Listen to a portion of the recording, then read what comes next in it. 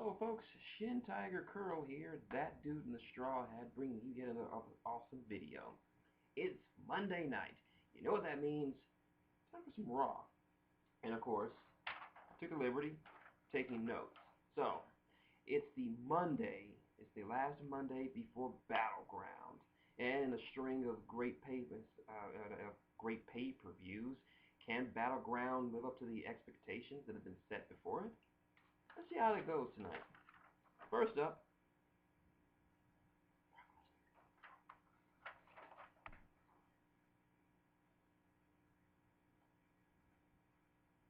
please don't hurt me, Brock. Please. Yep, Brock Lesnar comes out, and of course, Paul Heyman is talking him up as only Paul Heyman can, because Paul Heyman is audible sex, and talks about how much pain and suffering that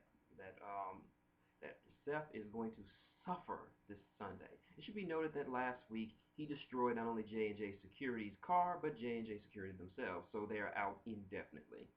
Legitimately, Jamie Noble is also out with another injury. You should keep him far away from Brock Lesnar. But anyway, in the middle of this, Seth comes out, being delusional as always, talking that spiel about how he's going to burn down Suplex City.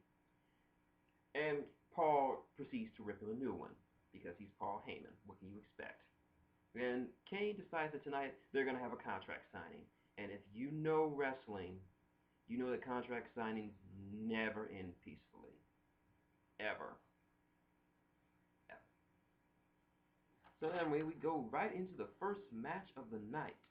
Randy Orton and the Intercontinental Champion Ryback versus the Big Show and Mr. Money in the Bank Sheamus, all of whom Michael Cole calls first-class superstars.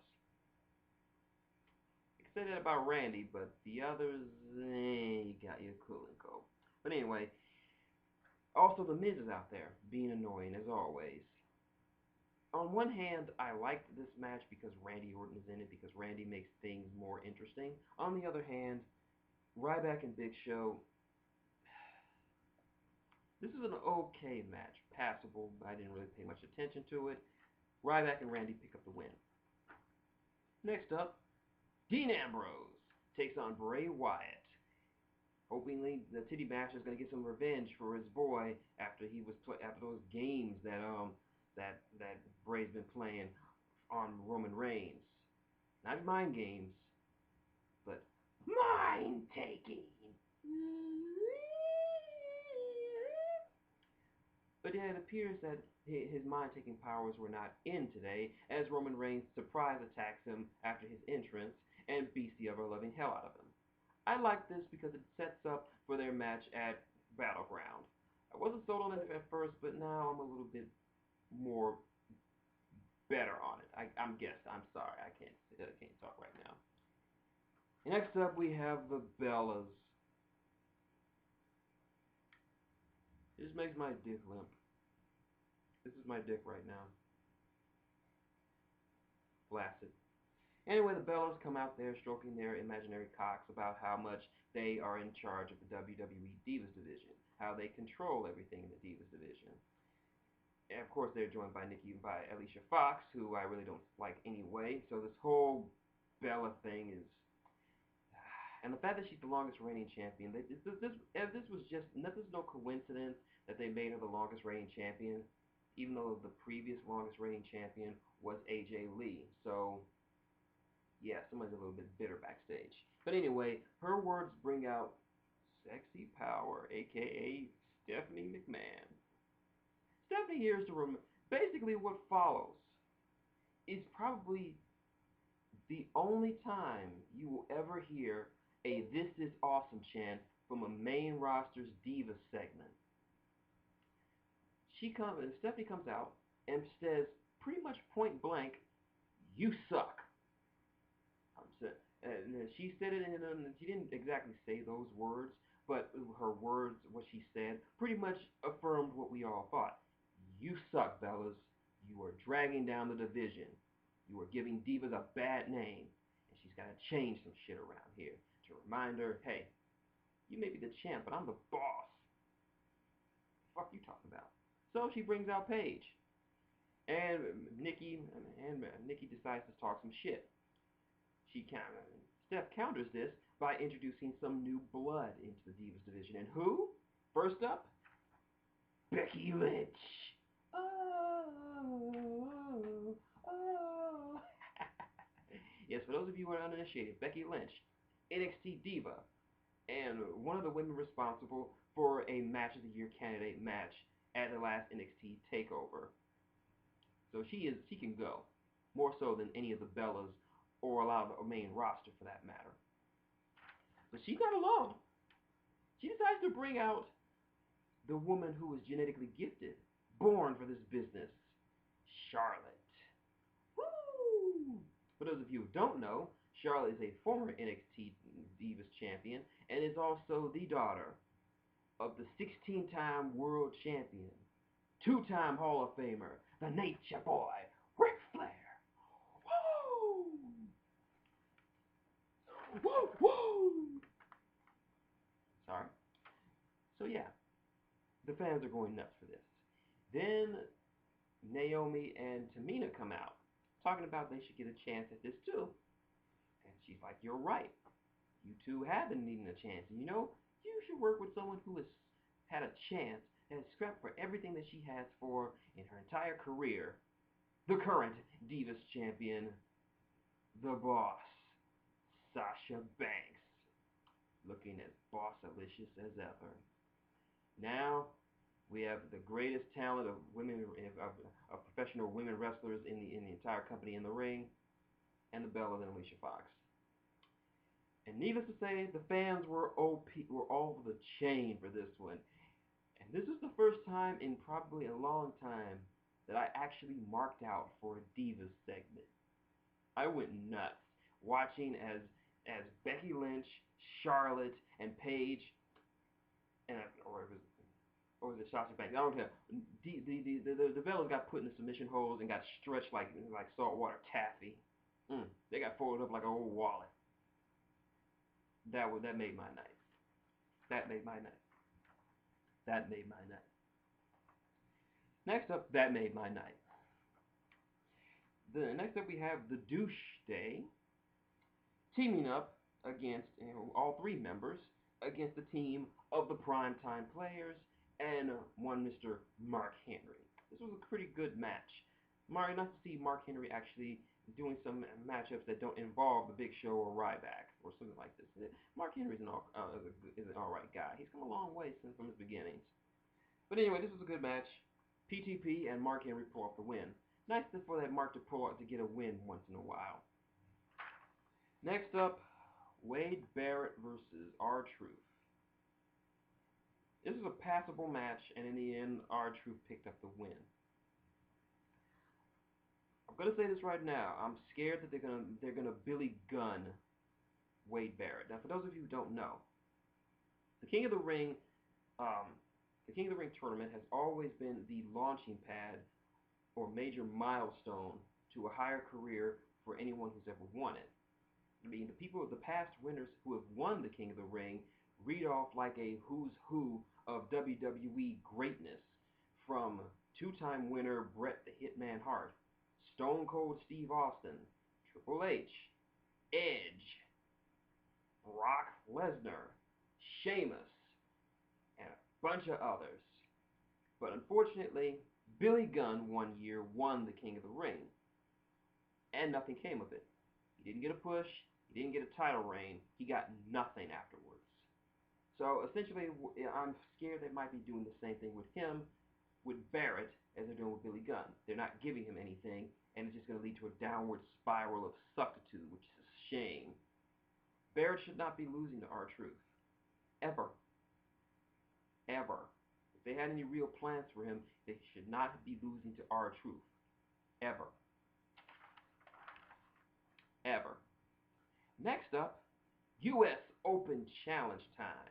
John Cena, of course, does his standard U.S. Open title challenge match. And of course, he doesn't have his whole apple pie, Eagles, the flag, America. Instead, he just calls out anyone. Rusev decides to take the challenge. saying that he was the greatest U.S. champion of all time. Yeah, they say they're going to renew a rivalry, but then again, this wasn't much of a rivalry when Cena beat his ass 3 times straight. Then Kevin Owens comes out, yay, and he says that if anyone even though he does have a match against Cena on Sunday, he figured he could beat him tonight, and Cena could have his rematch on Sunday. Rusev's not having that and try to get into a war of words with Rusev. I mean, Rusev doesn't have that. He tries to get into a war of words with Kevin Owens. And if there's one thing you should not do is get into a word of words with Kevin Owens. Rusev trying to get into a war of words. I'm sorry. Rusev trying to mess with Kevin Owens on the mic. It's like Soulja Boy tell him trying to battle rap KRS-One. Bad idea, and will only end in the complete destruction of the challenger. Then Cesaro comes out, and he wants a piece of John Cena. So they kind of get into a little brawl. Cena kind of slinks out of the ring. And next up, we have our next match. Rusev versus Kevin Owens versus Cesaro. Triple threat. The winner will face John Cena tonight for the U.S. title. This was a fantastic fucking match. It showcased all 3 men got time to shine. I have no words. And this not Kevin Owens. We already know that fucker can go. Cesaro, Rusev. We already know that. Cesaro. This was Cesaro. Cesaro for the last 3 weeks has done nothing but put on 5-star fucking matches. And still, for some reason, Vince doesn't get him. Tonight was like him saying, Vince, you don't get why I'm awesome? You don't get why you should push me. Look at this match. Telling me that you can't push me now. Cesaro was pulling off moves that I didn't even see him do since his days in ROH. And he was looking fan-fucking-tastic. He was just a machine during this entire match.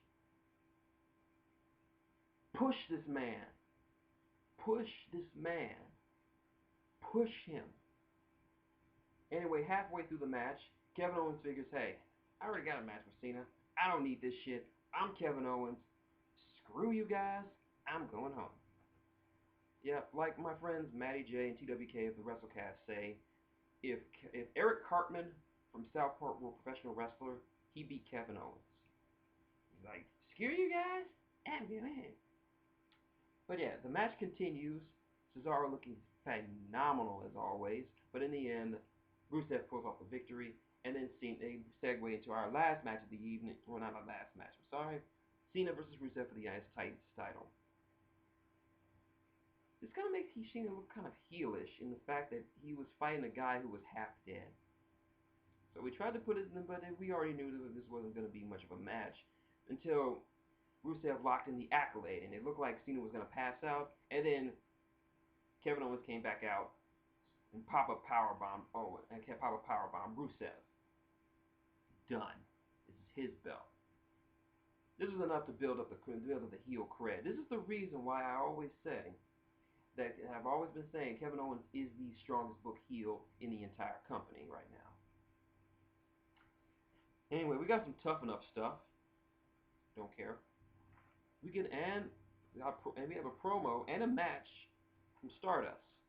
Now, for those of you who don't know or who've been living under a rock for the past 3 weeks or so, Cody Rhodes, aka Stardust, suffered a major tragedy. The entire wrestling world suffered a tragedy when his father, the American Dream, Dusty Rhodes, passed away at the age of 69.